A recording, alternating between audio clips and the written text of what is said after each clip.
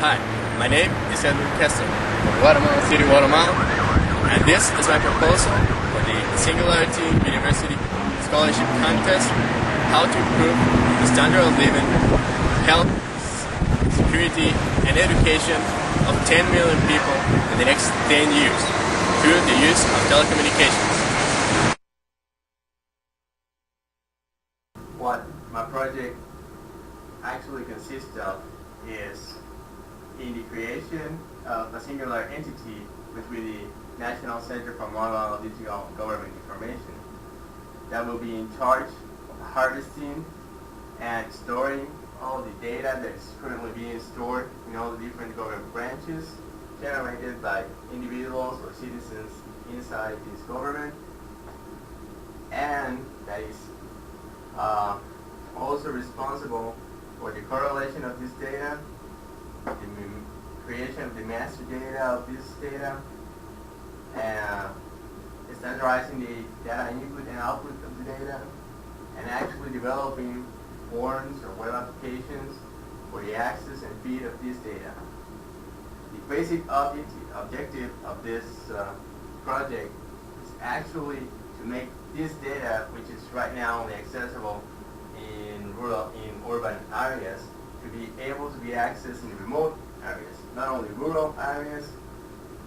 which means like big cities inside the state of Guatemala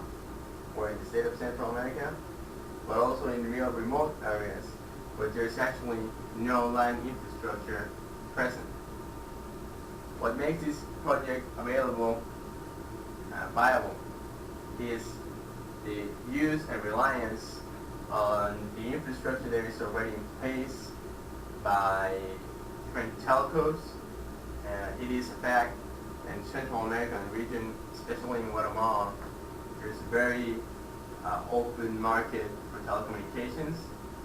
Currently, there are more phones than actual people in Guatemala. That means that there is an average of 2 phones for every single Guatemalan within their productive age. What does this mean is that the usual platforms for systems access, data and feed, which are computers and land lease lines, is actually, or can be actually put into obsolescence by either web or Wi-Fi enabled devices such as 3G phones, smartphones and tablet PCs, or even small phones that have been enabled with text messaging services. These new technologies enables users in a wider spectrum of coverage to be able to get the information and data that is accessed in central servers and actually make use of that data and feed that data in a more productive way that is being developed right now. What we want to do, for example, is to seize the use of PCs, which require high amounts of maintenance, as well as electrical currents, the stable electrical currents, and put all that data and that access to information inside these mobile phones and mobile devices, which have small batteries, small light consumption, small electrical consumption, and actually put the data where it's needed. How is this system going to improve the life of 10 million people in the next 10 years? What this system will enable us to do is to deliver services to remote outposts. Let's say, for example, that a doctor which has to make a medical visit to a far outpost up in a remote location or a location with difficult access, that doctor will be able to have or record patient's medical history in an SMS type of format, so that the next time that he goes, he can actually not only attend the affliction that he has right now, but have a whole picture of that person with just a few inputs of data like his personal identification number, and that would be almost what you would need to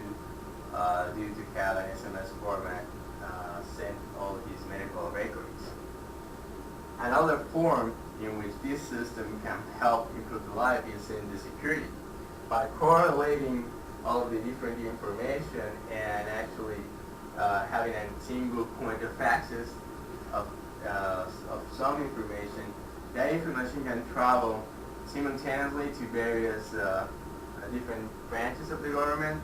and actually improve efficiency and time for a response. Let's suppose that you're driving down the street and your car gets hijacked, for example. You get hijacked from your car, and all you would need would actually be either a telephone or actually or your cell phone. By accessing a Web 2.0 application, you can actually, denounce the theft of your car, or dial up an automatic speech down, which you would actually, punch in the number of help, since most of the telephones have already GPS data enabling them. You would actually know where the occurrence of the theft was actually committed. That would then be fed automatically to both the public ministry, which will be in charge of processing that denounce, and it will also be dispatched to the police, to the National Police Center. That police center will actually look out for another officer or officers that have with them, some piece of telecommunication devices such as a BlackBerry or smartphone,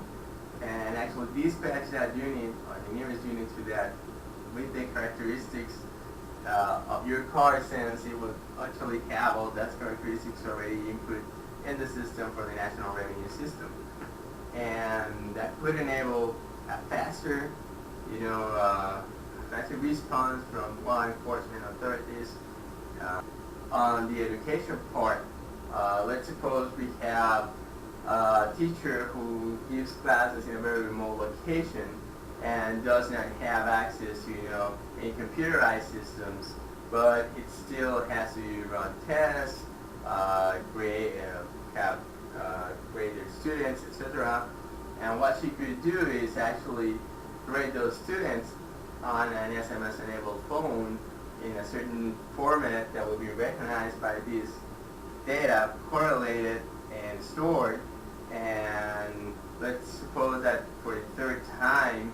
a student of hers flunks one test, a trigger could be made so that at the third time that this person flunks the test, it would automatically send an alert to that teacher in that remote location about that she should be a little bit more careful about how that person in particular is doing. So it could actually mean that people wouldn't have to travel all the way to the urban area to translate all those grades, but it could be done remotely, securely, and fast in a single way,